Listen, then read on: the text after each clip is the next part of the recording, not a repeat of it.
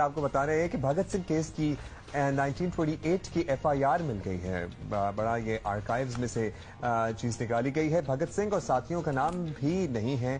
انگریزوں کے خلاف لڑنے والے اس بہادر کو قانونی طور پر بے قصور قرار دلوانے کے لیے لاہور ہائی کورٹ میں پٹیشن زیر سماعت ہے.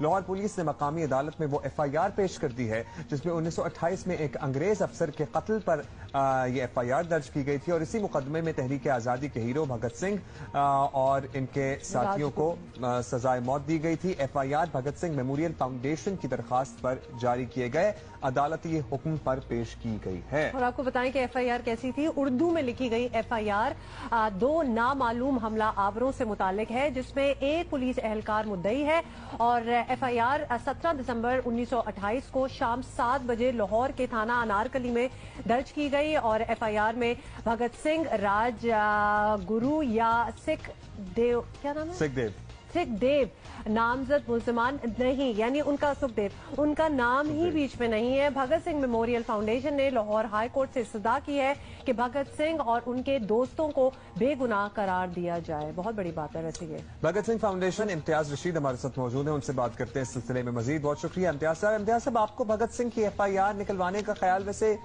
کیوں آیا اور پھر یہ FIR آپ کو اس طرح اردو میں کیسے ملی؟ کیا اس وقت یہ سرپرائز 1928 اردو میں درج ہوتی تھی یہ FIRs؟ بھگت سنگھ صدیوں کا ہیرو ہے.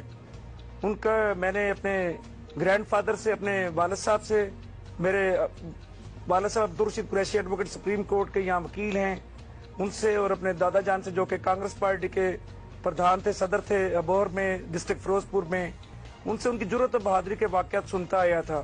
مجھے یہ بتانے میں خوشی محسوس ہو رہی ہے آج کہ 1857 کی جب جنگ آزادی ہوئی تو میرے بڑوں نے اس میں حصہ لیا اور میرے ریئل فور فادر کے 2 حقیقی بھائیوں کو نواب آف سرسا سمیت سرسا کے مقام پر انگریزوں نے 1857 کی جنگ آزادی میں حصہ لینے کی پاداش میں انہیں وہاں پہ ہینگ کر دیا جاتا ہے، پھانسی دے دی جاتی ہے.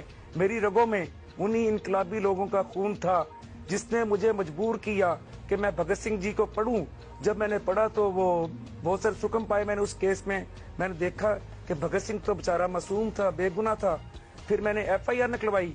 FIR جب نکلوائی تو دیکھا، ریڈ کیا، جو 17 دسمبر 1928 کو تھانہ انارکلی میں جان پی سانڈرس کے قتل کی FIR درج ہوتی ہے، اس میں کہیں بھی بھگت سنگھ کا نام امتیاز صاحب بات تو آپ نے کتنی پیچھے سے لے کے گئے ہیں اور زبردست بات ہے، لیکن اب چاہتے کیا ہیں؟ اب آپ چاہتے ہیں کہ جان سینڈرز کیس دوبارہ کھلوایا جائے اور بھگت سنگھ اور ان کے جو دوست تھے سارے ان کو اس میں بری کیا جائے. یہ کیسے ممکن ہے؟ ہمیں یہ سمجھ نہیں آ رہی. اتنا پرانا کیس کون دیکھے گا؟ میں نے 13 میں لاہور ہائی کورٹ کا دروازہ کھٹکھٹایا. 2013 میں اصول انصاف کے لیے ہم نے یہ پٹیشن دائر کر رکھی ہے لاہور ہائی کورٹ میں کہ کورٹ اسے انوسینٹ ڈکلیئر کرے. تو وہ ہماری درخواست جو کہ ریٹ پٹیشن تھی وہ باقاعدہ طور پہ ایڈمٹ ہوئی ہے، نوٹس ہوا. اس میں سنگل بینچ نے یہ سنی. مسٹر جسٹس شجاعت علی خان صاحب نے ہمارے کیس سے، ہماری دلیلوں سے اتفاق کیا اس کیس میں، اور یہ پھر chief justice Lahore high court کو ریفر کر دیا جاتا ہے. کانسٹیٹیوشن لارجر بینچ سنے گا اس کو، بڑا بینچ سنے گا. پھر دوسری اس کی ہیئرنگ ہوتی ہے 16 میں آ کر ڈبل بینچ کے پاس. ڈبل بینچ اسے سنتا ہے. مسٹر جسٹس خالد محمود خان کی سربراہی میں قائم ڈبل بینچ نے اس کی ہیئرنگ کی. ہم نے اس پہ اعتراض اٹھایا. ہم نے کہا کہ BB اس کیس کو نہیں سن سکتی کیونکہ یہ اس وقت کے 3 ججوں کا فیصلہ تھا.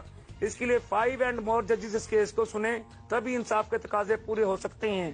انہوں نے ہماری گزارشات سے اتفاق کیا اور یہ کیس ہمارا chief justice Lahore high court کو دوبارہ ریفر کر دیا کہ اس کے لیے بڑا آئینی کانسٹیٹیوشن لارجر بینچ بنایا جائے.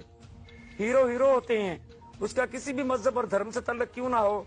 تو ہم نے یہ کیس ثابت کر کے ورلڈ لیول پہ ایک میسج بھی دیا ہے کہ مسلمان متعصب اور تنگ کے ہیرو کے رول کا احترام کرتے ہیں. امتیاز صاحب بہت شکریہ. امتیاز رشید ہمارے ساتھ موجود